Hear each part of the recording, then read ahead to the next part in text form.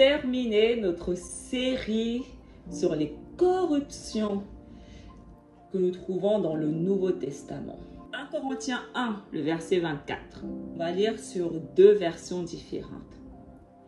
Mais puissance de Yahuwah et sagesse de Yahuwah pour ceux qui sont appelés tant juifs que grecs. Donc, nous comprenons que Yahuwah a appelé autant les juifs que les grecs. Si nous lisons une version différente de 50-21, mais puissance de Yahuwah et sagesse de Yahuwah pour ceux qui sont appelés, qu'ils soient juifs ou non. Donc là, on peut déjà constater un pattern sur les différentes Bibles. Il y a certaines Bibles qui ont envie d'écrire grec, d'autres qui ont envie d'écrire juif, d'autres qui ont envie d'écrire païen. Tout ça, il faut comprendre pourquoi ils font ça. J'ai une abonnée qui m'a écrit, elle était choquée de ce que je disais parce qu'elle s'est rendue compte à quel point tout était fait pour que nous soyons vraiment très confus. C'est vraiment le cas. Tout est fait pour que tout le monde soit confus. Voilà pourquoi dans le christianisme, il existe autant de branches. Voilà pourquoi ils sont tous en désaccord les uns des autres. Parce que leurs leaders qui ont créé cette religion, ils ont fait en sorte que tout le monde soit confus par rapport aux différentes Bibles que chacun lit. Dans une Bible, ça sera écrit les Grecs, les païens, une autre les ceci. Ils n'ont pas gardé le même mot dans chaque version. Ils sont venus créer une confusion. La confusion ne vient pas de Yahuwah. La confusion, c'est Babylone. La confusion ne vient que de l'ennemi. Lorsque nous lisons le texte hébreu original, on ne trouve pas cette confusion. Dans le texte hébreu original, ils ont employé les peuples. Ils n'ont pas employé d'un coup les païens, un coup les non-juifs, un coup les grecs. Ils ont employé les peuples. Aller vers les peuples, enseigner aux peuples. Il n'y a pas de confusion. Mais dans les traductions grecques, c'est purement confus. Voilà pourquoi je prends le temps de vraiment insister et appuyer dessus pour que vous compreniez que peu importe la version de la Bible que vous lisez, si vous voyez grec, non-juif, païen, peu importe ce que vous voyez écrit dans la Bible que vous lisez, vous devez savoir que ça parle uniquement des brebis perdues de la maison de Yasharal. Mais les chrétiens n'ont pas envie que vous le sachiez. Voilà pourquoi ils ont créé autant de confusion. Parce que dès le moment où on comprend que ça parle uniquement d'Israël, leur religion va être démasquée. Ils n'ont pas envie que leur religion soit démasquée. Mais vous, Israël, vous devez réellement comprendre ça. 1 Corinthiens 12. Or, vous êtes du corps de Mashiach, et chacun pour votre part, vous êtes membre de ce corps. Parmi ceux que Yahuwah a placés ainsi dans l'assemblée. Il y a premièrement des apôtres, deuxièmement des prophètes, troisièmement ceux qui ont charge d'enseigner. Ensuite, il y a les miracles, puis les dons de guérison, d'assistance, de gouvernement, le don de parler diverses langues mystérieuses. Tout le monde, évidemment, n'est pas apôtre. Tout le monde n'est pas prophète, ni chargé d'enseigner. Tout le monde n'a pas à faire des miracles, à guérir, à dire des paroles mystérieuses ou à les interpréter. Recherchez donc avec ardeur les dons les plus grands. Et maintenant, je vais vous indiquer le chemin par excellence. Si vous suivez mes enseignements, je n'ai plus besoin de vous dire que tout ça, c'est des bullshit. Excusez-moi de mon langage, sorry. Mais vous comprenez immédiatement que tout ça, c'est des conneries. Dès le moment où nous savons déjà que les apôtres, ce sont les prophètes, comment on peut dire que Yahuwah a établi en premier les apôtres, ensuite les prophètes, troisièmement ceux qui enseignent? C'est des conneries. Ça, c'est leur pratique païenne. Là, ça parle de leur église. Les Hébreux ne parlent pas d'église, ils parlent d'assemblée. Yahusha n'a pas dit à Kapha, je vais bâtir mon église. Ça, c'est la corruption. Il a dit à Kapha, je vais bâtir mon assemblée à partir de toi. Ils sont venus corrompre, changer le mot assemblée avec église. Ils sont carrément venus éliminer, effacer les Hébreux. Et ils se sont implantés. Ils se sont implantés. Ils ont implanté leurs règles, leur église, leurs pratiques purement grecques, purement Rome, païen. La quatrième bête dans le livre de Daniel, c'est l'Empire romain. Et ça là, c'est Rome qui est venu corrompre la Bible. L'ennemi, la corruption vient de l'Empire romain. C'est eux les fondateurs du christianisme et de toutes les religions. L'Empire romain. Nous savons que tout ça, ce n'est pas la vérité. Yahuwah n'a jamais établi, premièrement, des apôtres, deuxièmement, des prophètes, troisièmement, ceux qui sont chargés d'enseigner. Qui sont ceux qui sont chargés d'enseigner? Parce que si nous continuons, 1 Corinthiens 9, de même aussi, le Adon a prescrit à ceux qui annoncent la parole de vivre de la proclamation de la parole. En effet, annoncer la parole, ce n'est pas là pour moi un motif de fierté. C'est une nécessité qui s'impose à moi. Malheur à moi si je n'annonçais pas la parole. La parole, c'est la Torah. Donc, Yahusha a demandé à tous ces Talmidim, tous, d'aller annoncer, prêcher la parole aux brebis perdues, à la maison du Nord. Aller vers eux, leur enseigner la parole. Il n'a pas dit, toi va faire ça, toi va enseigner là-bas. Non, il les a tous envoyés prêcher la parole, enseigner la parole. Et c'est exactement ce que Saül dit ici. J'ai été établi pour annoncer la parole. Et malheur à moi si je n'annonce pas cette parole. Après il dit, tout le monde n'est pas apôtre, tout le monde n'est pas prophète, tout le monde n'est pas chargé d'enseigner. Ça, c'est un pur mensonge. Les 144 000 sont tous prophètes. Je répète, les 144 000, tous les Talmudim de Yahusha sont tous des prophètes. Ils ont tous la même mission d'aller enseigner. On peut le lire dans Matthieu 28. Yahusha qui dit à ses Talmudim, par conséquent, allez prêcher à tous les peuples et immergez-les dans le nom du Père et du Fils et du Ruach HaKadash et enseignez-les. Et vous, mes Talmudim, gardez tout ce que je vous ai ordonné et je serai avec vous en tout temps jusqu'à la fin du monde. Il leur a demandé à tous la même chose. Chrétiens, vous faites exprès à ce stade ou c'est comment là? 1 Corinthiens 10. Puisqu'il y a un seul pain, la multitude que nous sommes est un seul corps, car nous avons tous part à un seul pain. Il dit, nous tous, nous formons un. On a tous part à un seul pain. La raison pour laquelle nous formons un et la raison pour laquelle nous avons tous part à un seul pain, c'est parce que nous avons tous la même mission. Il n'y en a pas un qui fait mieux que l'autre, qui est différent, parce que nous faisons tous la même chose, nous avons tous part à la même récompense. Imaginons maintenant, vous faites une course. Est-ce que le premier aura la même récompense que le deuxième ou le troisième et ainsi de suite? Chacun aura sa récompense en fonction de son niveau.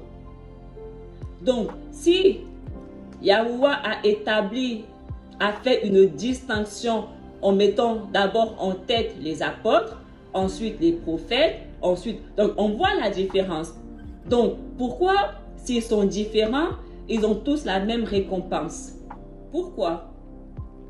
Parce que dès le moment où Yahuwah fait une différence, les récompenses, logiquement, devraient aussi être différentes, vu que finalement, ils n'ont pas la même mission. Ils mangent le même pain. Le même pain, Yahusha. Ils se nourrissent du même pain. Yahusha, ils ont tous la même récompense. 1 Corinthiens 6, ne savez-vous pas que les mis à part jugeront le monde? Et si c'est par vous que le monde est jugé, êtes-vous digne de rendre les moindres jugements? Ne savez-vous pas que nous jugerons les messagers et nous ne jugerons pas à plus forte raison les choses de cette vie? Saül, il leur dit clairement, on aura tous le même titre de juge. Tous ceux qui font partie de l'assemblée de Yahusha seront tous des juges. On va tous au même niveau juger le monde. Le monde en question, c'est Israël. On va tous au même niveau juger les messagers. Il n'y aura pas un qui sera supérieur à l'autre dans l'assemblée. On sera tous égaux, on aura tous la même fonction, celui de juge sur Israël. Voilà notre récompense à tous, parce que nous sommes tous un. Les 144 000 sont tous égaux. Matthieu 19. Yahusha leur déclara, « Vérité, je vous le dis, lors du renouvellement du monde, lorsque le fils d'Aloua siégera sur son trône de gloire, vous qui m'avez suivi, vous siégerez vous aussi sur 12 trônes, pour juger les 12 tribus de Yasharal. » Yahusha, il dit, vous qui faites ma volonté, vous qui m'avez suivi, vous qui avez cru en moi, vous qui avez témoigné de moi, vous tous, vous serez assis sur des trônes. Et vous tous, vous jugerez les 12 tribus de Yasharal. C'est exactement ce que Saül leur dit. Ne savez-vous pas que les mis à part jugeront le monde? Ne savez-vous pas que les mis à part jugeront Yasharal? Les mis à part, c'est ce que les chrétiens appellent les saints. C'est pourquoi il est très important de comprendre qui ils sont. Et les chrétiens font tout pour que vous ne compreniez pas qui est-ce qu'ils sont. Parce que dès le moment où vous comprenez réellement qui ils sont, leur religion poubelle. Ils savent leur religion poubelle. Si on lit Matthieu 6, verset 24, la version 50-21. Personne ne peut servir deux maîtres, car ou il détestera le premier et aimera le second, ou il s'attachera au premier et méprisera le second. Vous ne pouvez pas servir Dieu et l'argent. Si on lit le texte original, aucun homme n'est capable de servir elle et le monde en bien. Yahusha nous dit qu'aucun homme n'est capable de servir Yahuwah et le monde en bien. Et le christianisme, c'est le monde. Je répète, le christianisme, c'est le monde. Ils sont 3 milliards, c'est le monde. Et là, Yahusha, il dit, on ne peut pas servir Yahuwah et être chrétien. C'est exactement ce qu'il dit. On ne peut pas servir Yahuwah et être chrétien. Ça ne matche pas. Les chrétiens ne peuvent pas adhérer un mot de ce que je raconte parce qu'ils servent le monde et moi je sers Yahuwah. Voilà pourquoi j'ai en horreur leur religion. Voilà pourquoi lorsqu'ils m'écoutent, leur poil s'irrite. On ne peut pas servir les deux. On ne peut pas avoir un pied là, un pied là. Là où tu aimes l'un, tu vas haïr l'autre. C'est automatique. Voilà pourquoi j'ai en horreur les religions. Parce que les religions, c'est le monde. Matthieu 7, Yahusha, il dit, « Entrez par la porte étroite. En effet, large est la porte, spacieux le chemin menant à la perdition. Et il y en a beaucoup qui entrent par là. Mais étroite est la porte, resserré le chemin menant à la vie. Et il y en a peu qui les trouvent. » Maintenant, on va lire le texte original. Yahusha Mashiach a dit à ses Talmudim, « Entrez par la porte étroite, car large est le chemin qui conduit l'homme à la destruction, et beaucoup y entrent. Mais la porte et le chemin qui mène à la vie, elle est extrêmement étroite, et rares sont ceux qui la trouvent. » Yahusha, il dit que la porte et le chemin qui mène à lui, qui mène à Yahuwah, est extrêmement étroite. Est-ce que vous réalisez ce que signifie extrêmement étroite? Et parce qu'elle est extrêmement étroite, rares sont ceux qui la trouvent. Chrétiens, vous êtes sourds ou est-ce que vous faites réellement exprès? Est-ce que vous comprenez ce que Yahusha il dit? Il dit que le chemin qui mène à la vie éternelle, rares sont ceux qui trouvent ce chemin. 3 milliards, est-ce que ça vous paraît rare? Au moment où il y a 3 milliards qui ont trouvé, soi-disant, le chemin, le mot rare perd tout son sens. 3 milliards de personnes disent qu'ils sont sur le bon chemin, que Jésus-Christ est le chemin. 3 milliards de personnes disent ça. Pourtant, Yahusha, il a un discours différent. Yahusha, il dit que rares sont ceux qui me trouvent. Rares sont ceux qui trouvent le chemin. Si votre chemin que vous proclamez était la vérité, comme Yahusha, il dit, vous ne serez pas 3 milliards dessus, croyez-moi. Le chemin de Yahusha est un désert. Je répète, le chemin de Yahusha est un désert. Il est tellement désert que des fois, j'ai l'impression que je suis Adam, seul parmi les bêtes. Impossible de trouver quelqu'un à mon image. Parce que c'est ce que Yahusha a dit. Le chemin est désertique. On sera tout seul dessus. On sera seul sur le chemin. Parce que rares sont ceux qui trouvent le chemin. Donc quand 3 milliards de personnes viennent me traiter de menteuse parce que je suis seule sur mon chemin et que eux, ils sont 3 milliards. Donc c'est forcément eux qui ont la vérité. Qu'est-ce qui matche plus avec la parole de Yahusha? Moi qui suis seule dans mon chemin ou vous 3 milliards qui êtes dans votre chemin? Qu'est-ce qui correspond le plus à ce que Yahusha il dit? Répondez-moi, chrétiens. Mon chemin désertique où je suis toute seule ou votre chemin où vous êtes 3 milliards? Large est le chemin qui conduit l'homme à la destruction et beaucoup, il dit beaucoup entrent par le chemin qui conduit à la destruction. Vous êtes 3 milliards, c'est énorme. Comme Yahusha, il a dit, beaucoup empruntent le chemin de la destruction. Vous êtes sur le chemin de la destruction. C'est ce que Yahusha, il dit. Votre Dieu, il vous conduit dans son paradis, la Gehinnom. Voilà le paradis où est-ce qu'il vous emmène, qu'il vous a promis. La Gehinnom. Continuez dans ce chemin. Vous allez voir le paradis qui vous attend là-bas. Allez-y. Si nous lisons Matthieu 16, Yahusha, il dit, et dans cette mesure, les derniers seront premiers et les premiers derniers. Beaucoup sont les appelés, mais peu sont les choisis. Les 144 000 sont ceux qui ont été sauvés dans les derniers temps, les derniers jours. Nous avons vu quand est-ce que les derniers jours ont commencé. Donc, ils sont les derniers à avoir été sauvés. Et Yahusha, il dit que les derniers à avoir été sauvés seront les premiers. Il y a beaucoup d'appelés. Israël, ce sont les appelés. Ils sont beaucoup, mais peu sont ceux qui ont été choisis.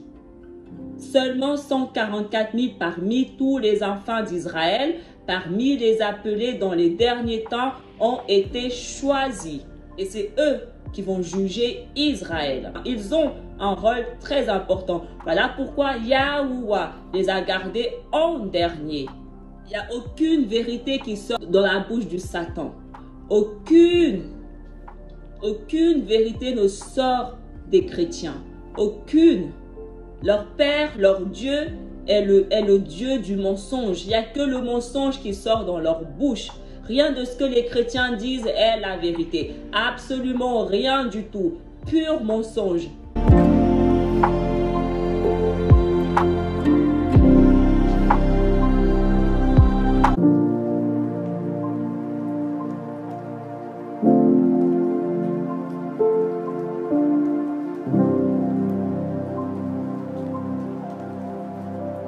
Alors, on va continuer notre série sur les corruptions que nous trouvons dans la Bible en tant que servante de Yahusha par la volonté de Yahuwah.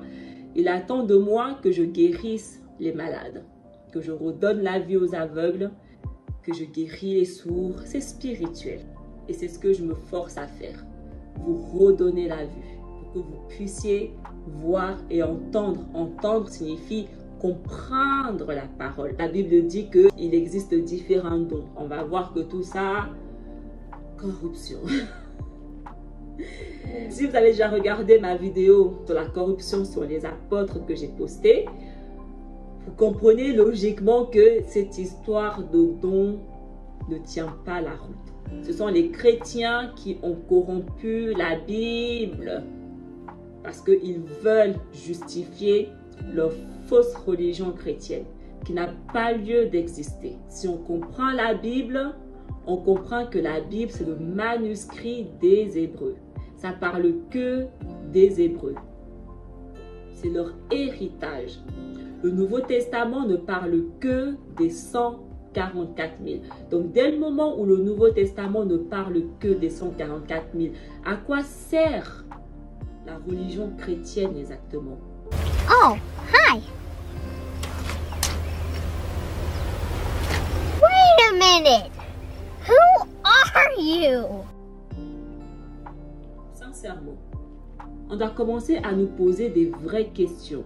À quoi sert la religion chrétienne exactement? Chrétiens, il est temps de nous répondre. Qui êtes-vous, chrétiens? Quelle est votre religion? Qui est votre Dieu?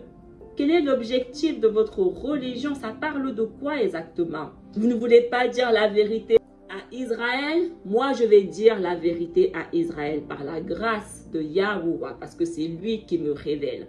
C'est son roi qui est en moi qui me révèle. Et il m'a dit, parle. Va dire à mon peuple que toutes ces fausses religions-là sont du diable. Et la religion chrétienne est la religion la plus diabolique de toutes. Vous voulez parler des musulmans, de l'islam? Vous êtes pire que l'islam. Il n'y a pas plus diabolique que votre religion. Voilà pourquoi vous êtes 3 milliards. Une abomination, votre religion. Il n'y a pas pire. Vous pointez du doigt les autres. Vous accusez les autres qui sont du diable. Lorsque votre propre religion est la plus diabolique. Je vais vous exposer. Je débute juste ma mission.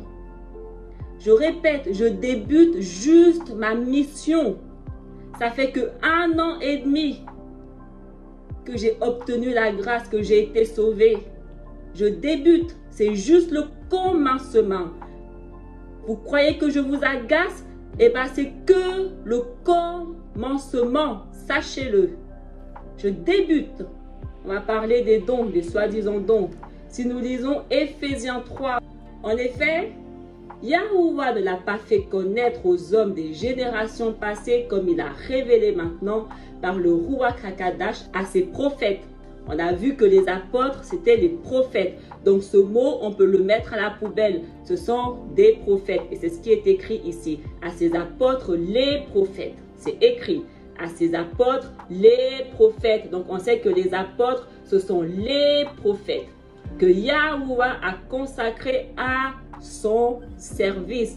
Donc les apôtres, donc les prophètes, ce sont ceux que Yahuwah a consacrés à son service. Donc on sait que Yahuwah a uniquement consacré à son service les prophètes. Personne d'autre. Donc, si tu es consacré à servir Yahuwah, tu es prophète. Les chrétiens appellent ça les apôtres, mais ce sont les prophètes. Et ce secret, c'est que par leur union avec Yahushua HaMashiach, les non-juifs, on a compris à ce stade que les non-juifs sont les brebis perdues de la maison de Yacharal, ceux qu'on appelle aussi les païens. C'est eux dont la Bible parle ici, le royaume du Nord. Les non-juifs, le royaume du Nord, reçoit également le même héritage que nous, les juifs, c'est-à-dire le royaume du Sud. Ils font maintenant partie du même corps. Ils font maintenant partie de la même maison. Ils ne sont plus 2 royaumes séparés, 2 maisons séparées. Ils sont maintenant une seule maison qui a part à la même héritage. Ils ont part à la même promesse par le moyen de la parole. Saül s'adresse à la même cible dans toutes ses lettres. Donc si dans Éphésiens, il s'adresse à la maison du Nord, dans toutes ses autres lettres, il s'adresse à la maison du Nord. Les non-juifs, ce ne sont pas des cibles différentes. Uniquement Israël, personne d'autre. Ça ne parle de personne d'autre ici. La maison du Nord et la maison du Sud, ils ont été consacrés par Yahuwah à servir Yahuwah et ils sont des prophètes. C'est exactement ce que le livre d'Apocalypse dit. Ne faites pas du mal à mes serviteurs avant que je les ai marqués par le sceau, le Ruach HaKadash, que les chrétiens appellent le Saint-Esprit. C'est ça le sceau par lequel ils sont marqués. C'est exactement ce que le Nouveau Testament parle ici. On a compris les acteurs et leur but. Qui est-ce qu'ils sont réellement? Et si nous lisons toujours Éphésiens, donc Saül, il continue à s'adresser à Éphésiens, d'accord? Et il leur dit, celui qui est descendu, c'est le même qui est monté au-dessus de tous les cieux, afin de remplir toutes choses. Et il a donné les uns comme apôtres, les autres comme prophètes, les autres comme évangélistes, les autres comme pasteurs et docteurs, pour le perfectionnement des mises à part en vue de l'œuvre du ministère et de l'édification du corps de Mashiach, jusqu'à ce que nous soyons tous parvenus à l'unité de la foi et de la connaissance du Fils de Yahuwah, à l'état d'homme fait à la mesure de la stature parfaite de Mashiach. Je viens de vous exposer les faits avant de vous lire la suite d'Éphésiens. Donc, lorsqu'on comprend les faits, est-ce que ce que je viens de vous lire là a un sens? Lorsqu'on sait que les apôtres, ce sont les prophètes, comment on peut dire maintenant que Yahuwah a établi des apôtres, ensuite des prophètes, ensuite des évangélistes, ensuite des pasteurs, ensuite des docteurs? Comment on peut dire ça? Ça n'a aucun sens. Pure corruption. Est-ce que c'est ce que le Tanakh nous dit? Est-ce que le livre d'Apocalypse nous dit ça?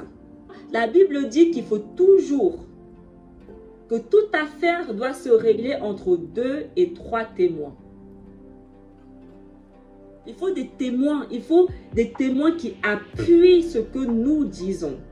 Pour que votre raisonnement soit trouvé juste et véridique, vous devez maintenant me trouver dans le Tanakh au moins 2 à 3 témoins qui vont soutenir ce verset. Parce que dès le moment où vous êtes incapable de me trouver dans le Tanakh 2 à 3 témoins qui soutiennent ce verset, alors ce verset est une pure corruption. Parce que nous savons que tout ce qui est écrit dans la Bible, on doit retrouver ça dans le Tanakh. Parce que si ce n'est pas dans le Tanakh, cela s'appelle corruption. Le Nouveau Testament, c'est l'accomplissement du Tanakh. C'est ce que Yahusha a dit. Je suis venu accomplir ce qui est écrit dans les lois, les prophètes et les psaumes. C'est-à-dire le Tanakh. Il a dit, je suis venu accomplir tout ce qui est écrit dans le Tanakh. Donc maintenant, chrétiens, vous qui aimez débattre avec votre religion, maintenant, pour que vous soyez crédibles, allez me trouver dans le Tanakh 2 à 3 témoins qui soutiennent, qui confirment que Yahuwah a établi des apôtres, des prophètes, des évangélistes, des docteurs, des pasteurs, des ceci, des cela. Parce que si c'est la vérité, on doit retrouver ça dans le Tanakh. La parole de Yahuwah, c'est le Tanakh. Je répète, la parole que vous appelez l'évangile, la parole, c'est le Tanakh. Donc, où est-ce qu'on trouve dans le Tanakh ce que vous dites là, vous les chrétiens, votre corruption là? Nulle part. Nulle part. Vous pouvez chercher jusqu'à midi, matin, midi, soir. On ne trouve ça nulle part. Yahuwah n'a jamais établi ce que vous dites qu'il a établi. Ce n'est pas lui qui a établi, c'est votre Dieu qui a établi ça. Là, vous prouvez juste au monde. Vous prouvez juste au monde que le Dieu que vous servez, ce n'est pas Yahuwah. Parce que si c'était vraiment Yahuwah qui avait établi, comme vous dites, ces choses-là, on retrouve ça facilement dans sa parole. C'est votre Dieu qui a établi des apôtres, des prophètes, des évangélistes, des pasteurs, des docteurs. C'est votre Dieu que vous servez, qui vous a établi. Révélation 10, le verset 7, il est écrit: mais quand les 7 messagers souffleraient avec le chauffard, tous ces conseils confidentiels de Yahuwah seraient accomplis, tout comme il a fait savoir à ses serviteurs, les prophètes. La Bible dit que les serviteurs de Yahuwah, ce sont des prophètes. Ce n'est pas marqué pasteur, apôtre, évangéliste, docteur. Ce n'est pas marqué ça. C'est écrit que les serviteurs de Yahuwah, ce sont les prophètes. Point. Point. Dès le moment où tu es autre chose, tu n'es pas serviteur de Yahuwah, mais de l'ennemi. Romains 12, le verset 1 à 8. Je vous exhorte donc, frères, par les compassions de Yahuwah, à offrir votre corps comme un sacrifice vivant, pur, agréable à Yahuwah, ce qui sera de votre part un culte raisonnable. Ne vous conformez pas au siècle présent, mais soyez transformés par le renouvellement de l'intelligence, afin que vous discerniez quelle est la volonté de Yahuwah, ce qui est bon, agréable et parfait.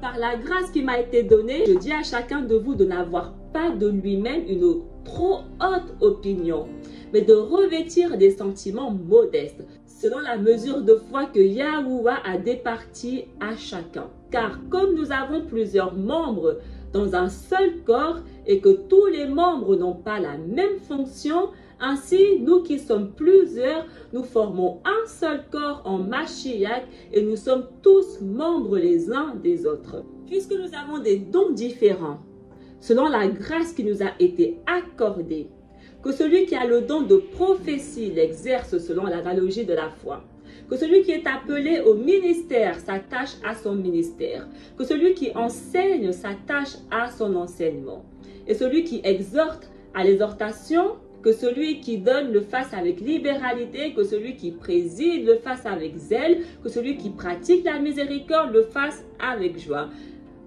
Oh boy, là c'est un level. Ça là, c'est un level.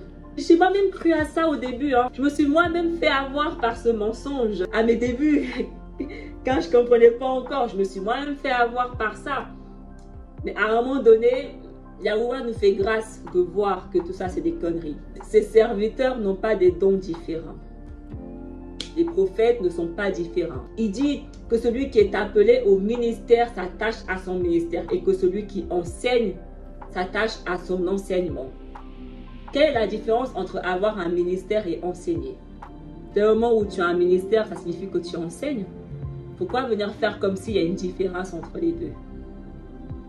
J'ai un ministère, je suis ministre, j'ai été établi en fonction de ministre. Ils étaient tous des ministres parce qu'ils sont tous prophètes. Donc dès le moment où Saül, qui est prophète, est ministre, tous les autres prophètes sont également ministres. Et c'est exactement ce que la Bible dit. Et ils enseignent. Yahuwah a dit à ses serviteurs, allez enseigner au peuple.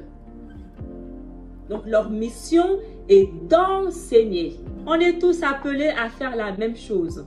Nous avons tous la même mission. On va voir quelle est cette mission.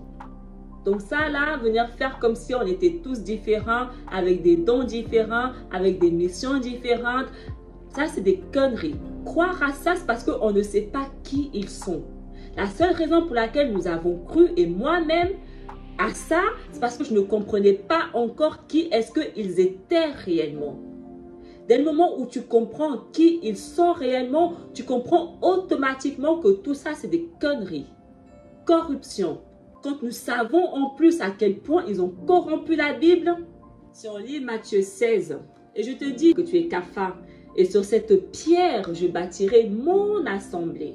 Et de plus, les portes de la Guéhéna n'auront pas de pouvoir contre toi, car je te donnerai les clés des cieux et tout ce que tu liras sur la terre sera lié dans les cieux. Et tout ce que tu délieras sur la terre sera délié dans les cieux. Ça, c'est Yahusha qui parle à Kapha. D'accord? Donc, Kapha qui fait partie des prophètes, qui fait partie de ce que les chrétiens appellent les apôtres. les prophètes, les serviteurs qui ont été consacrés, marqués pour servir Yahuwah. Il fait partie des 144 000. Et Yahusha, il dit, Kafa, sur cette pierre, je vais bâtir mon assemblée. L'assemblée, c'est ce que les chrétiens appellent église. Qui est Kafa? Kafa fait partie des 144 000. Il fait partie des prophètes, des 2 témoins. Donc, dès le moment où il dit ça à Kafa, on comprend que tous ceux qui font partie des 144 000, Yahusha leur dit, je bâtirai mon assemblée sur vous. Là, Yahusha lui dit, l'assemblée que je vais bâtir va commencer à partir de toi. Tu vas être la racine de l'assemblée dont je vais bâtir. Elle va commencer à partir de toi. C'est exactement ce que la Bible dit. Les 144 000 ont commencé à partir des Talmidim de Yahusha. C'est à partir d'eux que l'assemblée a commencé à se bâtir. Ils sont les fondateurs de l'assemblée de Yahusha. Ils sont les fondateurs des 144 000. C'est eux qui ont commencé à convertir. C'est eux la source, la base, la racine des 144 000. C'est exactement ce que Yahusha lui dit. Et si nous lisons le livre de Lamentation 1, le verset 10, l'adversaire a fait main basse sur tous ses trésors. Oui, elle a vu les païens entrer dans son sanctuaire, alors que tu leur avais ordonné, vous n'entrerez pas dans mon assemblée. Yahuwah a dit que les païens n'ont pas le droit, n'entreront jamais dans son assemblée. Donc l'assemblée que Yahusha bâtit, parce qu'il dit à Kafa que je vais bâtir mon assemblée à partir de toi. Et là, Yahuwah dit qu'aucun païen ne peut faire partie de cette assemblée. Il y a uniquement les enfants de Yashara qui font partie de cette assemblée. Dès le moment où on vient bâtir une assemblée différente, dès le moment où on vient créer, bâtir une église différente, ce n'est pas l'assemblée de Yahusha. En d'autres termes, ce n'est pas l'assemblée de Yahuwah qu'on bâtit, mais on bâtit l'assemblée des dieux étrangers. Et c'est le cas des chrétiens. L'église qu'ils bâtissent, ce n'est pas l'église que Yahusha bâtit. Parce que Yahusha qui fait la volonté de Yahuwah, il sait qu'aucun païen ne peut faire partie de cette assemblée. Et c'est pour ça qu'il a dit à ses Talmidim, n'allez pas vers les païens et les samaritains, mais allez uniquement vers les brebis perdues de la maison de Yasharal. Parce qu'il n'y a que la maison de Yasharal qui peut faire partie de l'assemblée de Yahusha. C'est ce que la parole dit. Voilà pourquoi je dis et je le redis que le Nouveau Testament doit être en accord avec le Tanakh. Parce que tout ce qui est écrit dans le Nouveau Testament, si on ne retrouve pas ça dans le Tanakh, c'est une corruption. Parce que Yahusha est venu accomplir la parole de son Père, Yahuwah. Et la parole de son Père, c'est « aucun païen dans mon assemblée ». Matthieu 28. Et il arriva que Yahusha Mashiach appela 12 Talmidim. Et il leur donna le pouvoir de guérir les possédés par Satan et de purifier les malades. Yahusha a donné absolument les mêmes pouvoirs à tous ces Talmidim. Il n'a pas donné des pouvoirs différents. Toi, tu auras tel don. Toi, tu auras tel don. Toi, tu auras seulement le don de guérir. Toi, tu auras seulement le don de prophétiser. Toi, tu auras seulement le don de ceci. Toi, par contre, tu auras... Non, non, non, non. Yahusha a donné les mêmes pouvoirs, donc les mêmes dons à tous ces Talmidim. Ils sont tous capables de faire la même chose. Il n'y a pas un qui est capable de faire telle chose et pas l'autre. Ils sont tous capables de faire la même chose. Pourquoi? Parce que Yahusha leur a donné cette capacité à tous. Il a donné la même mission à tous ses disciples, les mêmes pouvoirs à tous ses disciples, et il les a envoyés vers la même cible à tous. Les brebis perdues de la maison de Yasharal. Et il leur a donné les mêmes instructions à tous. N'allez pas vers les païens, n'apportez pas la parole précieuse de Yahuwah aux païens, mais allez uniquement apporter la parole, annoncer le royaume aux brebis perdues de la maison de Yasharal. C'est exactement ce qui est écrit dans la Bible. Si vous êtes incapable de le lire, comment ça se fait que moi je l'ai lu? Où est-ce que je l'ai lu? Parce que c'est écrit dans la Bible. Je n'invente rien. C'est écrit. Vous n'êtes juste pas capable de le voir ou vous choisissez de faire comme si, mais si on ouvre le cœur, on arrête de faire les aveugles et qu'on accepte, c'est exactement ce qui est écrit dans la Bible. Et je suis là pour vous éclairer. Et les 12 Talmidim allèrent en Guélila, sur une certaine montagne que Yahusha leur avait indiquée. Ils n'ont pas emprunté des chemins différents, ils ont emprunté le même chemin. Parce qu'ils font tous la volonté de Yahusha. Dès le moment où nous avons tous les mêmes instructions, la même carte, le même chemin à suivre, comment on peut être différent?